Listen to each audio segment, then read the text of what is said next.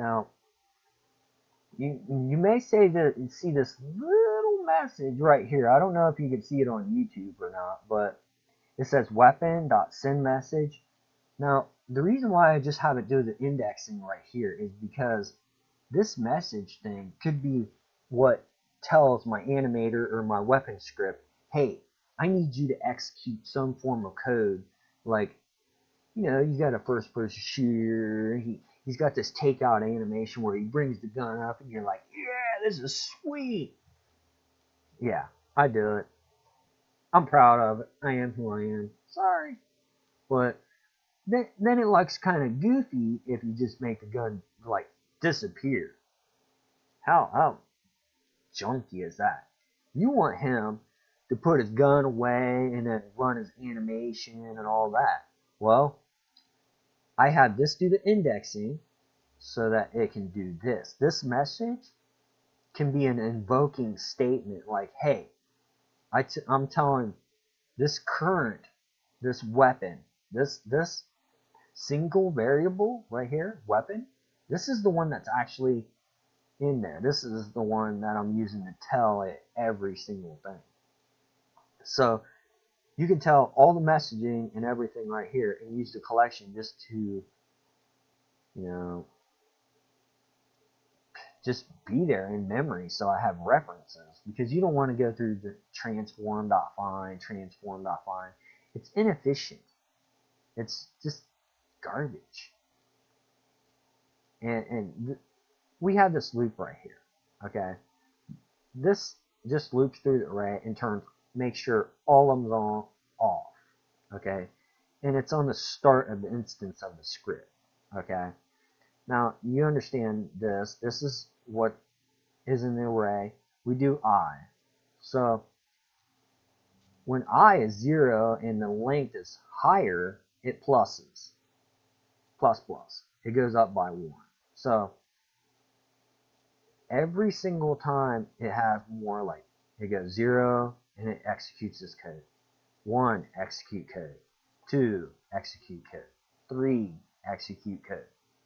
It goes through every single one of them and executes this code for the inner length of the array. So it makes sure all of them's off. Then my single weapon, this one, is the current weapon. So we're using this to iterate through, hey, what weapon do we want? We want the first weapon in the array, the second, the third. And that's why we pass an integer here. Now, you may be like, why do I have this set active here?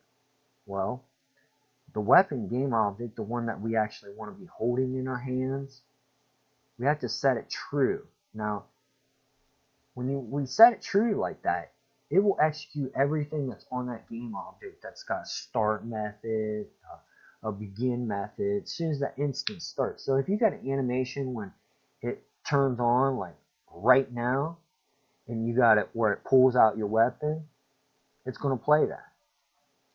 It's the starting function. Like, hey, debug.log, you're cool. Okay. Now, we have this base.onStart. See, this is used to go to your base script that you're inheriting from to execute this start function that's here. Well, not actually here, but it is here on the onStart. Now, there's nothing in it because this is just a parent class. But when we have it on this update one, we have our inputs. So in our weapon script, we have this public override void on update, which you're probably used to update. But I'm using inheritance, so I'm basically making it intentionally harder. But I'm showing you object orientation, scripting, parenting, and relationship. You can understand this. You can do the other stuff like cakework. Now, this is calling from the base to parent class. Parent class. Oh, there it is. And this on update, it's updating it. it's making sure it's executing what's here. Because if you don't do that, then it just does the update from here. Okay, it'd be like a normal update. But we want the information for the inputs, like get button down, get button up. We need this stuff right here in this script. So now we go to the weapon, and what current weapon we're at, and it's not. Weapon is not this, like, I don't know what you call it, is not equal to the array of the current weapon that we're in. Like, hey, I picked out my current weapon that's on is an Uzi, and my current weapon on the array says it's a shotgun because I hit change, and it's not active whatsoever. That's what this little thing is. This is like the opposite of being true. It's not active in the scene.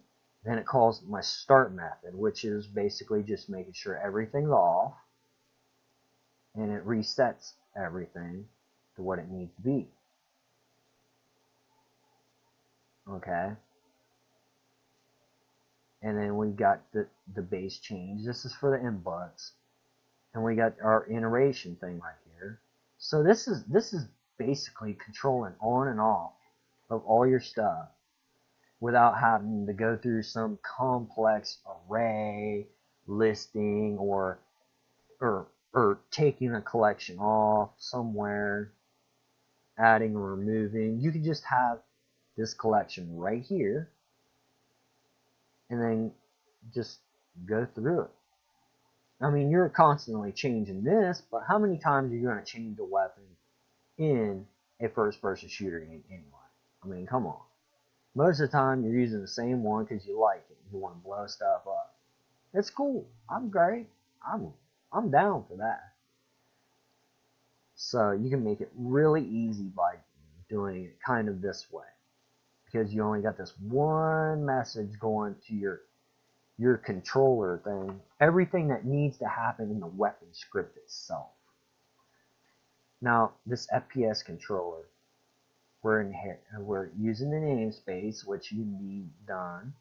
Now we have to access our stuff from the input system, so we need the namespace for our stuff. And we have to inherit, which is fine. I mean, it's just a regular thing.